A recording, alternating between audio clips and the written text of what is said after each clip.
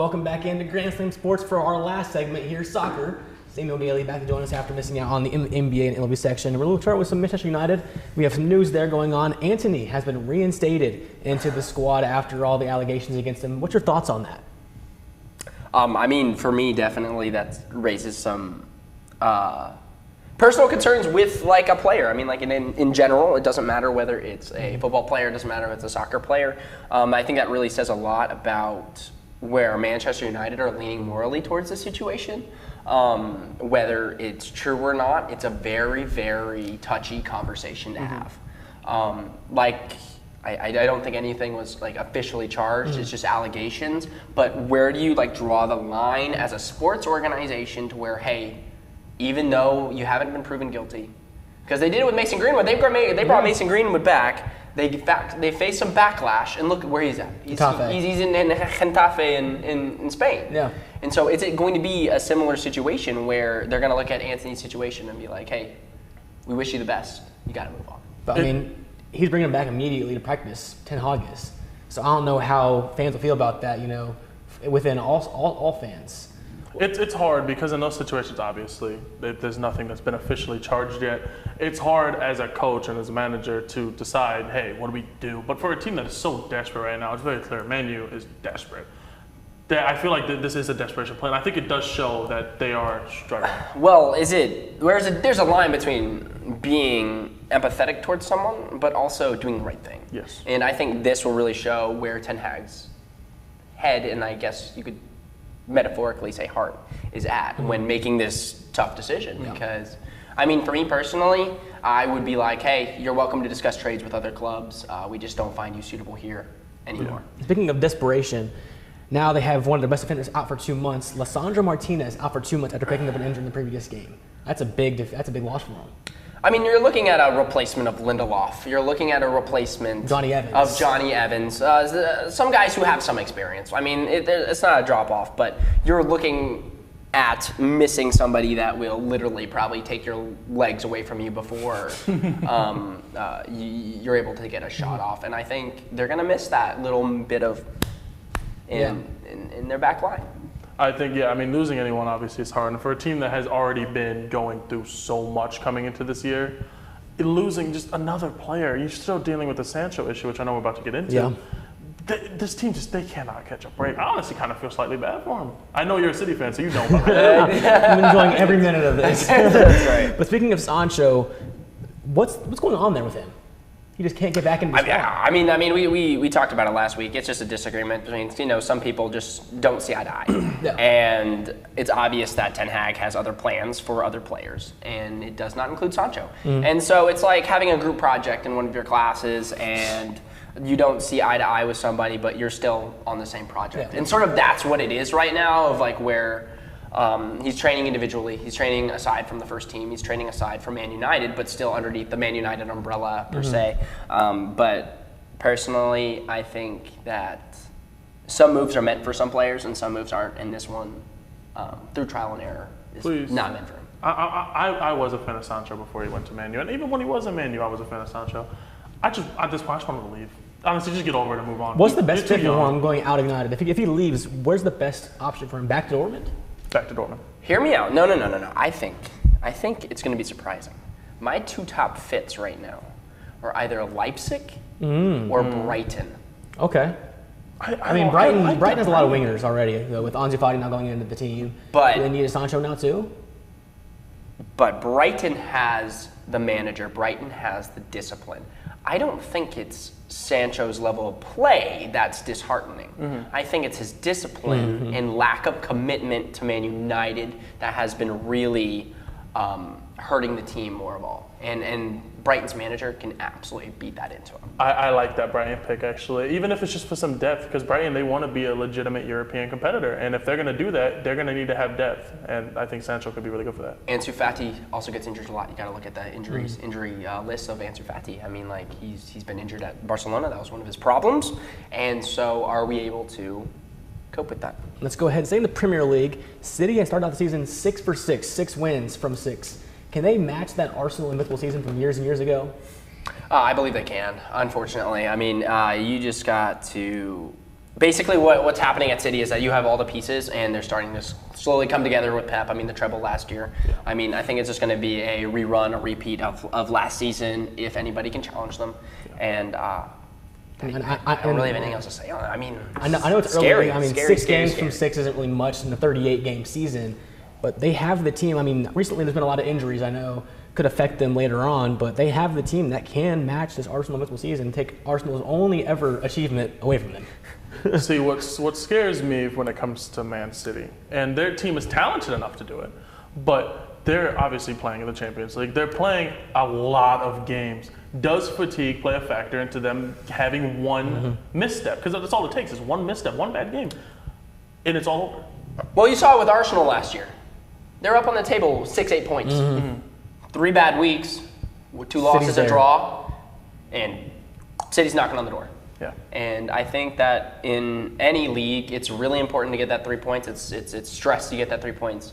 And I think that if City does mess up, there's definitely opportunity for other squads to come in. Liverpool sort of making a comeback. We have the other superpowers, obviously. Yeah. I mean, but I think Brighton sneaks into the top 3 this season. I think that Brighton makes Champions League. Yeah, go ahead. I think that Brighton makes Champions League this year. I just think Really? that they have the roster to do so. Now, I don't know.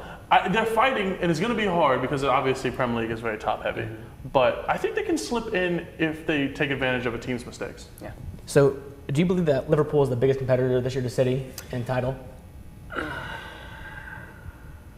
With that midfield of Schleberschlei, Endo, and a couple other people, a couple big factors, the names are just escaping me right now. I mean, that midfield had a huge rebuild this summer. I mean, McAllister coming in. It takes a while, too, for a team to gel. Yeah, and also, like, one of the losers in all of this for me, unfortunately, that plays for Liverpool is Thiago. Thiago was so creative, so magical for Barcelona and for Bayern. He was one of my favorite players on Bayern, and now he's not really seeing much time. And it's sort of very unfortunate for me to see a player of his caliber just go by the wayside. But other than that, I think Brighton. I'd take Brighton in second. I think really? Yeah, you think they're that good already? I think they've shown they can win, and I think that. Like an Arsenal. Arsenal's still there. Tottenham has been really good this year under Ange. I mean, even Newcastle or Man United, if they can get the right form going, I think they can finish above Brighton. I think Brighton finishes in the top 4 this year. Yeah, I agree. I agree with that. I think that Liverpool is the biggest at the City, but I still see it. It's City. The Prem is their league to lose, in my opinion. I don't see them giving it up. They'd have to take a catastrophe for them to do so. Yeah. And I mean, they'd be the first team ever to win 4 Premier Leagues in a row if they win it this year, which is it's never been done before. Yeah. But to me, I think Arsenal is still the biggest challenger here. Arsenal has that really good squad. They had really good signings this year with Kai Havertz, Declan Rice, you name them. They spent a lot of money this season to really beat City officially. I mean, last year they had the league handled, basically, and then they lost it late in the season. I still think that they're the biggest challenger. If they get hot, they're going to be hard to stop Arsenal. Yeah. And City Arsenal play here in a few weeks. I see that happening. And City will not have Rodri for that game due to the red card he had in the previous game, so that could be a big loss for there. But I don't see Brighton getting top 4. I mean, we'll see. Time will tell. But I think that Brighton. And they also they're getting in the Europe scene a little bit. I think that this team, they have what it takes. And City lost their first game of the season last week in the Carabao Cup against Newcastle. Does that mean anything at all? No. No. That'd be fun. Yeah, that'd be fun. It's funny, but so that's more. And now Newcastle drew Man United in the next round of the Carabao Cup at Old Trafford, so that'll be the biggest game of that round. But now let's go to the Bundesliga with Bayern Munich, your team. Leverkusen is challenging them right now, tied with them on points at the top of the table. Can Leverkusen sustain a charge for the title? I think they can. I think they can sustain a charge, but unfortunately, with a lot of these top-heavy teams, like, you have a couple key players, and if one of those key players gets injured, it's very hard to replace them. Bayern, unfortunately, the reason why they win every year, the reason why they're in the title race, they're always in contention, is because they have depth. They have depth. Musiala gets injured, you have got Thomas Muller. If Thomas Muller gets injured, you have Martellus Tell. You have a depth to Bayern where it's difficult to play. You saw Kingsley Coman go down with an injury, Sané fills in. There's not much of a difference in drop-off of ability or skill. And I mean, like, we're looking at a Bayer Leverkusen team where if Jeremy Frimpong, their right back, goes down, suddenly you lose an asset on the right. Yeah. And you go to more of a defensive right back. And it's difficult because when we're talking about like a certain team and a certain way they play, I think it's going to be difficult for Leverkusen just to keep up. Mm-hmm. Can they do it? Yes. But are there going to be roadblocks just like in any other team? Honestly, you said it pretty much perfectly. It just comes down to depth. I think that, starting versus starting, they could do it. But obviously, that's just not how seasons go. Mm-hmm. Bayern, in my opinion, they win it again. Let's look over at Victor Osimhen. Rumors are that he's going to leave Napoli either in January or at the end of the season. Where's the best fit for him? Would it be like a City, a Madrid, a United, or even Saudi Arabia who's offering a lot of money? I just want him out of Italy, personally. As an Inter fan, get him out, please. I'm so sick of playing against him. But I've been high on him going to Madrid. I think that it's a good fit for him. They're a winning team. He's a good striker, and he scores a lot. I think that for him, Madrid is the best fit, especially with the Madrid team that mostly gets a lot of their goals from the midfield. They could use a striker that could score like him. Definitely agree when you're talking about a team that needs a striker. I would have definitely really enjoyed if Bayern held out on Harry Kane and picked up Osimhen. Yeah. I would have loved that, but Harry Kane's doing great things for us. So I'm not buying it. He's Harry Kane. He's scoring goals. But I think, personally, that he's going to look for a challenge. And I think he's going to look for something that he can put on his player resume and be like, okay, look at this. I went to this team and I turned it around. So unfortunately, hear me out, unfortunately I say that he's going to be looking towards the Premier League, more of a Man United, more of a Chelsea, someplace where he gets prime football, but also he gets a payday as well. And that's sort of the unfortunateness of it. See, in our meeting this morning, I was saying, I like Man U for him because they could use that. I know they've been looking for a striker for a while. I mean, they got Højlund, but like,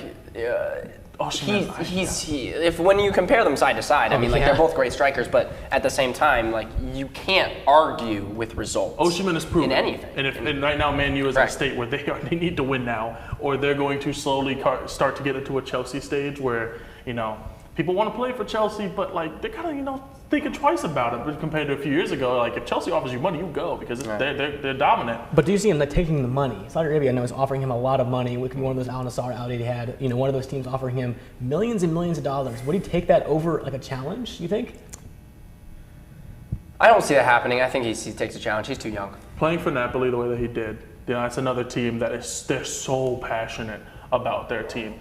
To leave all that passion that he's spent so long dealing with, to leave that passion for money, I don't see that at all. Let's look at Roma with Jose Mourinho. They're 16th in the Serie A right now after 6 games, only 5 points. Is there any trouble there in Serie A? I'm not fazed by that. Mourinho's going to figure it out. I think that every team has growing pains. I mean, like they had a really successful season last year. You got Dybala, you got Chris Smalling, you got some veteran leadership. I think they'll figure it out. They'll turn it around. Serie A is to the point now where it's an anyone can take it kind of league, and any team can struggle. We saw Juventus struggle a little bit last year. Yeah, with the point deduction as well. Yeah, it happens. I mean, it's not one of those things where it's like, it's not panic mode yet. It's too early. I think Roma turns things around. And let's look at in Spain, La Liga. Girona is first place over Madrid, Barca, Atletico Madrid. Girona's first place, and they're under the City Football Group, Man City Football Group umbrella, and they have some money being input into the squad. Can they really do anything in La Liga? No, I think this is sort of a Cinderella story that they're going to run out of time, and they're going to lose the dress and they're going to drop the shoe on the staircase. And Madrid's too good, sort of fall. In my opinion, Madrid is just too good. Real Madrid and Barcelona smell blood in the water, and they're going to come forward. Even Atletico, they're another good team that they did get scored on by a goalkeeper though. So, but they also just beat Madrid. Okay, so I mean. Real Madrid, they have the roster. In my opinion, they're still my champions. One of my Champions League favorites. It's just, they don't lose this. I think it's just slow starts and a very hot start for them. Speaking of Girona and Real Madrid, that's one of the biggest games of the weekend. They play this Saturday. Girona, Real Madrid. How do you see that one going? It's in the Bernabeu. Yeah, it's Madrid. I'm taking Madrid at home. Those fans are just too much. Yeah. For me, this is definitely not one of those games where you look to win. If you're Girona, you look to make a statement. Like a 0-0, wow, 1-1. I really like that. I really like that, yeah. If you can make a statement against Real Madrid in Madrid and you can get 1 point or even a 2-1 loss, but you still make it hard, you show like, hey, we can compete. And that gains respect. Guts, glory, courage type stuff. And looking at some other big games, you have AC Milan and Lazio in Serie A, two of the better teams in Italy this season. How do you see that one going? It's in the San Siro in Milan. Soccer is one of those things where Home games matter. Oh, 100%. Home games fuel you. Home games will give you energy. It'll give you that extra boost. And I think I'm going to take AC Milan here just because of the atmosphere that's going to be put on during this. As an Inter fan, I know all about the San Siro. I think AC Milan, they take it. Lazio's good. I really like their team, and I think that they're actually going to make a good push in the Serie A. Yeah. But they don't beat AC Milan here. I'm going to take AC Milan as well. And then maybe the biggest game of the weekend in the Premier League, Tottenham and Liverpool. I'm watching that. I'm so excited for that game. Tottenham. I see Tottenham going through. Tottenham is currently in 4th on 14 points. Liverpool in second on 16 points, and it's in Tottenham. It's at Tottenham. Well, in Hotspur Stadium, which I'm very excited to watch. But I think the departure of Harry Kane really sort of equalized the offense a little bit. I knew that would happen too. The attack of relying on one guy to score all the goals. It's like Lewandowski at Bayern. When he left, we had to find other ways to score goals. It was the same thing at Tottenham. Look, now we got Son showing up. You have more of a presence of the James Madison coming over from Leicester. The new manager in Tottenham, he's been really good so far. Really created a whole new culture in Tottenham. Well, is it just beginner's luck, or is it because Pochettino started off really well? We got other managers too to start off really well. Is it just beginner's luck, or what do you think? Tottenham is a team with a lot to prove this year. Obviously, they are kind of they've become one of the laughing stocks of all of the Premier League. They have so much talent, and like you said, their goal, how they spread their goals out is very impressive to me. I think that this team, they are very talented. I think that they have the talent to go there. The culture does look changed. I'm not saying it's beginner's luck. I think that they finish in the European spot this year. Nice. So now looking over at the UCL, match day 2 is coming up this week. Some big games. We have Napoli versus Madrid in Napoli. Madrid. Sorry. Unfortunate, but Madrid. Yeah. I think a draw here. Nope. I think a draw. Vinicius is back. Yeah. Vinicius is back. It's gonna be a good one. But it's gonna be a good one. I take Madrid. And then you have Inter and Benfica. You are Inter playing Benfica. Could be an interesting game here, rematch of last year's Champions League. I'm taking Benfica. Inter is not in form really? right now. In the San Siro. Inter is not in form right now. Wow. And maybe a draw at most. As an Inter fan, we lost our last game in the Serie A. We drew to Sociedad. This team is not in form right now. That's crazy. And I say Inter to draw. It's very obvious that they're struggling. And I think that if they come into that game, especially with how long it took for them to score in the last Champions League game, if they come in struggling the way that they have been, they don't win that one. I'm taking Inter. I think they're the better team here. And at the San Siro with that home crowd behind them, I think they win this game. Then you have the 2 games and the group of death here, Dortmund versus Milan and Dortmund. How do you see that one going? I take Dortmund here. I think they're hungry. I think they're hungry after that first game. I think Dortmund is going to come out with a little bit of creativity. You got Mukayoko up top. You got Gio Reyna coming back from injury again. Depth is not what we're used to though. It's win or go home basically. They know they're in the group of death. They know They know they're in the hot seat. They know they're in the bottom 2. They're fighting it out with Newcastle right now to get to that number 2 spot, the number 3 spot. I take Dortmund here. I think it'll be a draw. Yeah. I think AC Milan just has enough to go into Dortmund. I know that yellow wall is very intimidating. How crazy that can be. And as well. I know. But I think Milan goes in there and grabs a draw to that game. I mean, this group is about impossible to call. Because you also have Newcastle, PSG, which we'll talk about here in a second. But who's your pick here? I'm going draw as well. There's not enough separation for me between these 2 teams to really get a winner here. If anyone does win, I'm saying Dortmund, but I'm still going draw here. Okay. Now the other game in that group, Newcastle, PSG at St. James's Park. PSG. Mbappe. Wow. Mbappe shows up. I told you guys last time. Mbappe shows up. Mbappe showed up. You saw what Newcastle did against AC Milan the first game, winning. But AC Milan also had 16 shots. 10 on target, and Rafael Lau probably should have scored at least 3. Newcastle is also in form, also just beating Man City. So I mean that. But was that Man City team full? Yeah, they also won 8-0. Exactly. So they also won 8-0. They won 8-0 last weekend against Sheffield United. I don't. But it's Sheffield United though. Still, 8 goals in the Premier League is very hard to get. I'm very high on being in form. Obviously, I was talking about Benfica a few minutes ago. Newcastle's going to put up a fight, but I just don't see them beating PSG. But once again, if they can just get a point out of this, I see that as a win for them.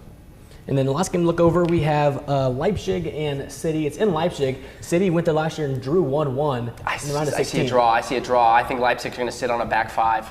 Sit on a back 5, maybe a 5-3-2, make it difficult. And you saw City struggle against Cervena Zvezda in the first half, being down 1-0 at home against Cervena Zvezda. They haven't looked as good as they have in previous seasons to begin the season, City. I think it's going to be a draw here as well. I say a draw as well. Yeah. I mean, me and Jace, we talked about this the other day, and I've been saying it. City is one of those teams in the first half, they just struggle to get out of the gates. And a lot of times they struggle. And if they end up being down 1-0 against a team that will sit back on them, they could lose a game like that. It's still going to be a draw, but I think that they could lose an important game like that. I think that's all we have for our soccer section today. That's going to be it for Grand Slam Sports. I'm Samuel Gailey. Charles Foster. And I'm Jace Hodge. Thank you for watching. Tune again in next week. Have a good one.